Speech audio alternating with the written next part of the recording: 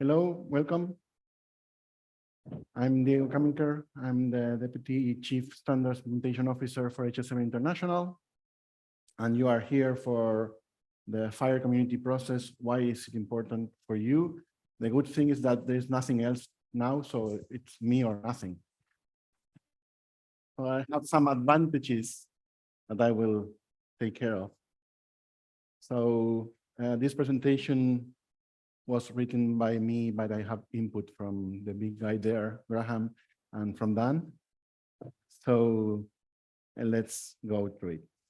So the objective is to describe what is the FHIR community process, what's in it for you, and which are the guidelines, and which are the planned governance body for this FHIR community process, and which are the responsibilities of the participants. Quick disclaimer, this is not finalized yet. It's a preview, as usual in DevDays. What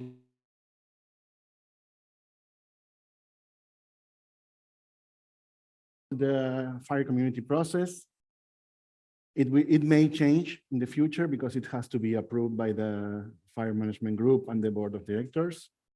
There was a previous version, which is still published, but this will replace the old version. And I opened this version to comment. So if you want to enter and comment, you can comment in the next, I think, month. We will start to operationalize it. So we thought that FHIR will be something like, oh, I'm not showing anything. I'm looking at it, it's very nice.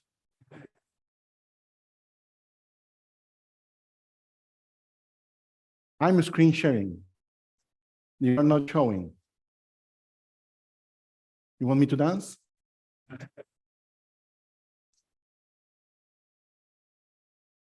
I can dance.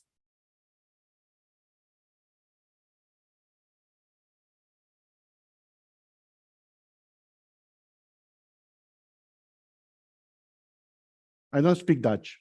Check 1, 2.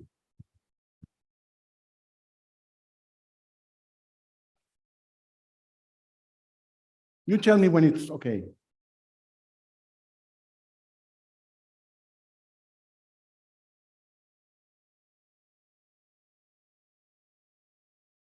You want me to move this to your side so you can see it? You have to, this is a good thing to approve your license, to driver license. If you see the letters here, so maybe the first 2 rows can approve it.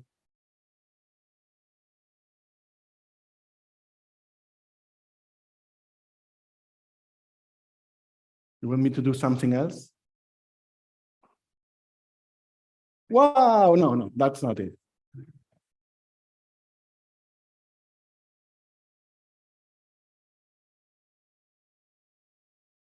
Oh, now we are here. Perfect, thank you. So we thought that this was the world after FHIR took over, but it is more like this one. Like freedom, and everyone is doing whatever they want, which is okay. But we want to create some consistency on how you do things, even if we have a variety of approaches, and try to minimize the incompatibilities, at least in the processes. We're not even talking about the content. We're talking about how you get there. By the way, this tapestry is from the castle near here, only half an hour in a bus or a car, very nice. If you get tired of us talking, you can visit the castle. So the idea is, what is the value that you will get? Alignment with the rest of the community, more acceptance and uptake, and the label. You may be labeled with this beautiful icon that we don't have yet. This is a preview. There will be a beautiful icon. So you will be, your implementation guide or your project in general will be labeled with this beautiful icon. There are countries now working on something aligned with this process. Let's see now what the process is. So UK and Australia.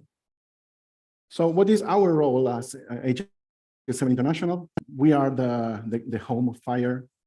So we are also the organization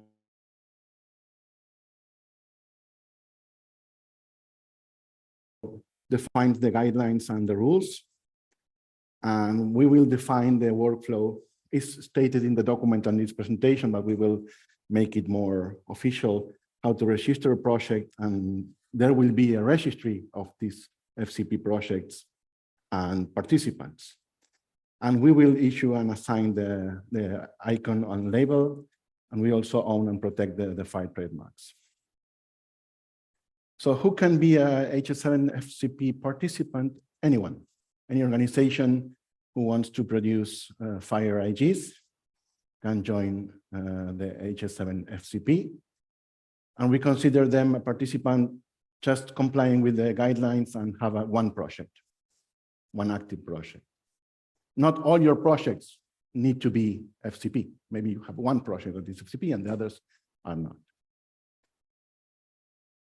About membership, we want you to be members of HS7 International or affiliates, but if you are not, you can still be a participant in the FCP.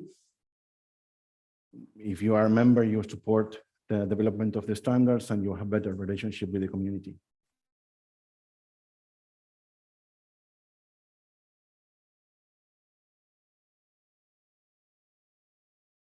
The guidance is not the process. You need to define your process. In HSN, we have our own process to create IGs. If you have a process that is aligned with this, you can register as an FCP participant. So the first one is the license. We preferred open source, but it's not required. You need to state which license you have. It has to be open to comment, like this document. There has to be some rules for issue resolution, voting, balloting, I don't know, whatever you have in your country or your project, a formal ballot, some kind of prioritization of the work, which issues to resolve first and which is next, and also the project leadership. Some way to ensure your community participation, some kind of calls, weekly calls, quarterly calls, monthly calls, I don't know, whatever you have. It's not the same in every country. You may have also in-person meetings, whatever you have has to be documented. And how this project will be supported, it has to be documented too. What is your community, who is funding the project, and also if there is any conflict of interest. Those are about the participants and overall process. These are about the project themselves, the cycle of development. So the first guideline is that the project steps should be clearly documented. So you have to define the project scope and intent and how to get the stakeholders together. And then for each cycle, you have to publish your draft specs, open it to community discussion, test the specification at a connectathon or any community event you create. It doesn't have to bear that name. You can name your testing event as you want. In the future, maybe we will add having a reference implementation somewhere or in our assets. And finally, a formal review or ballot cycle. This is optional.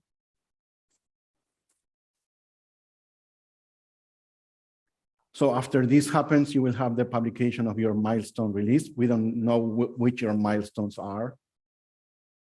It can be a FHIR implementation guide, but there are other outputs that can be possible.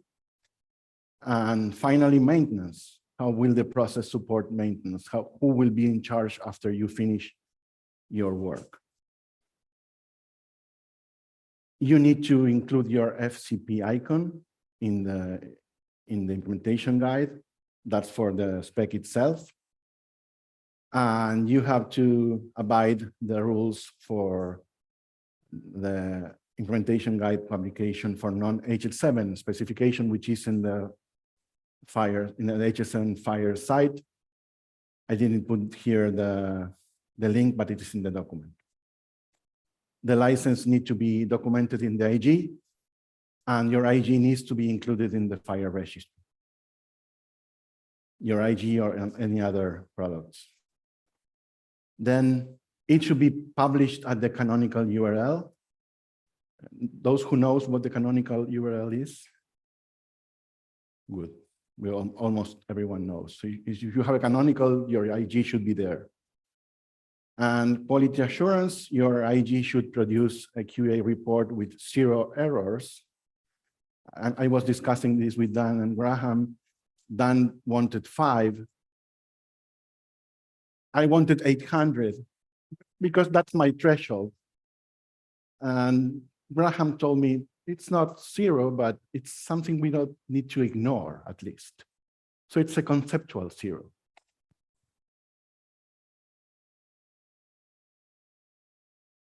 We need to discuss it a little more, apparently.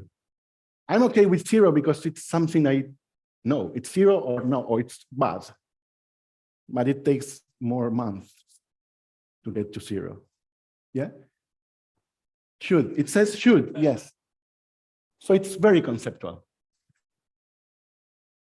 You have to have versions and a strategy for versions. This is a recommendation on how to handle the strategy, on which strategy we use. But if you have other strategy, maybe it's okay too. This is recommended. And then about governance. So there will be a FCP coordination committee.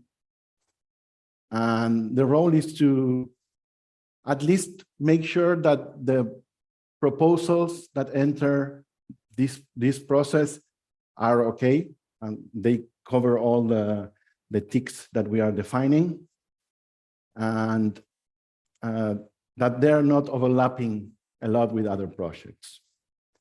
This committee will have maybe 15 representatives. We are not sure, maybe more, maybe less. It will be open to the public. And we will maintain a website for the FCP participants. This is the leadership for the committee. The FHIR product director will be the co-chair, another co-chair elected by the committee. And the CSDO will be a member of the leadership.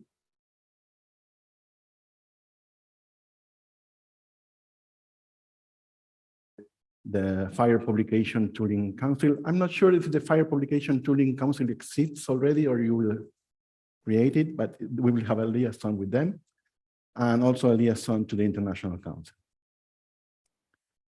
So your responsibilities as a participant, create a project proposal and brought forward to the FCP committee. This is the minimum content of the project proposal, description, realm, license, dependencies, long-term plan for maintenance, security, safety, and privacy implications, and the documentation. And this is the documentation for the project. So HL7 projects are automatically compliant. And then if you are finishing or you are abandoning the project, because this sometimes happens, you will have to transfer the project to someone. That's part of your responsibility. Or you have to maintain it. So you have to make sure that it's current and we are informed.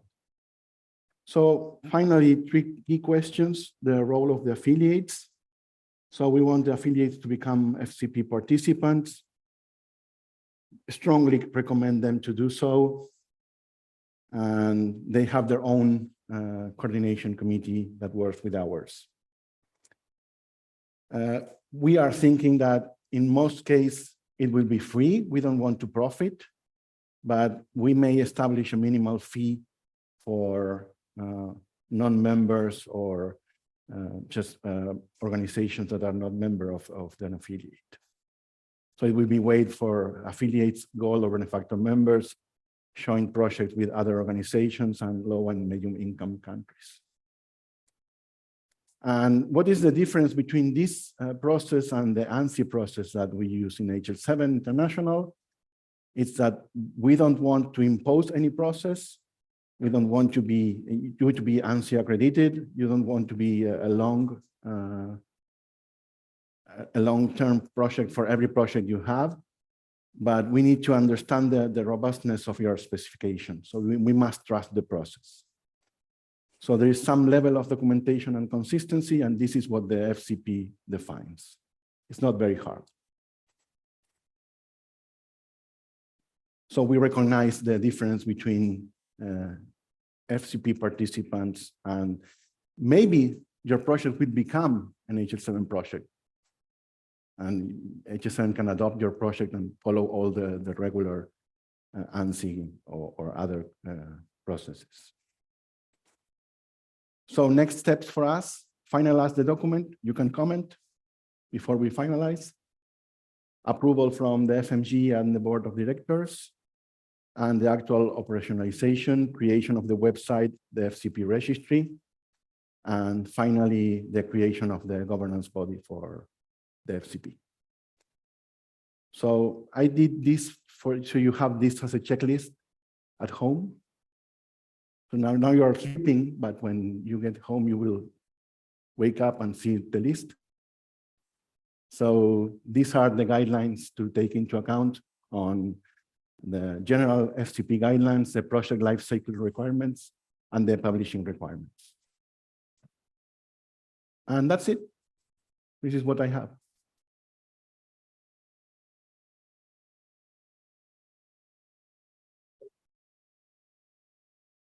Are we okay in time? Yeah. Questions? Yes. The two implementation guides in 1.0.0 both have the development phase of not official department. So we consider those active projects. Could we then submit those for the if they comply with these requirements, you have to check the requirements again.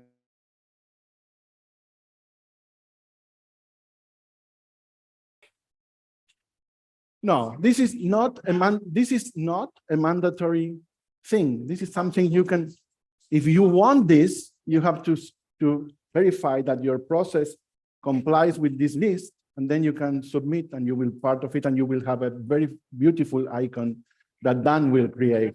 Yes, the beautiful icon is especially what we're after. Graham.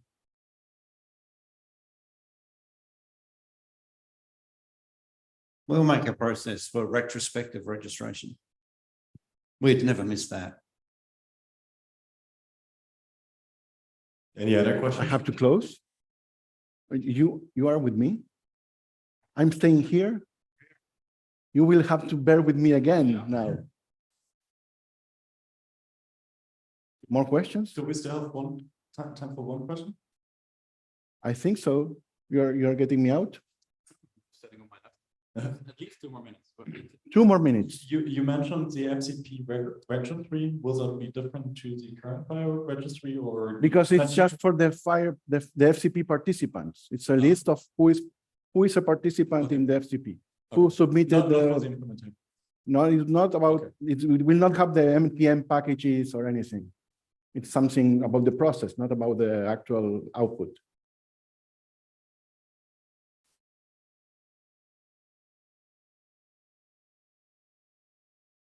So thank you for your talk. So as a Danish community, we have already processes in place. So how will we benefit from doing this? So for me, it sounds like extra work and doing our documentation in Danish and English. No, you don't need to do anything else. You don't need to state that you are doing what you are doing. If what you are doing is match what we are asking. I just For want instance, you to if you don't explain include the license in your IG, then it's not good. If you don't have a process to improve the IG or to get input from the community, you cannot be in the benefit is for everyone, is we know what the others are doing, and you have a nice icon, which is not yet defined. And you make sure that you are doing the right stuff, because you may think that you are doing the right stuff. But this is more than you. This is my view, at least. So I think that I'm doing all the things that I need to do, and maybe I'm wrong. So this is a way to make sure that I'm doing all the things that I need to do in order to be, to have a good process for the creation of implementation guides. More questions? Graham, you want to negate everything that I told?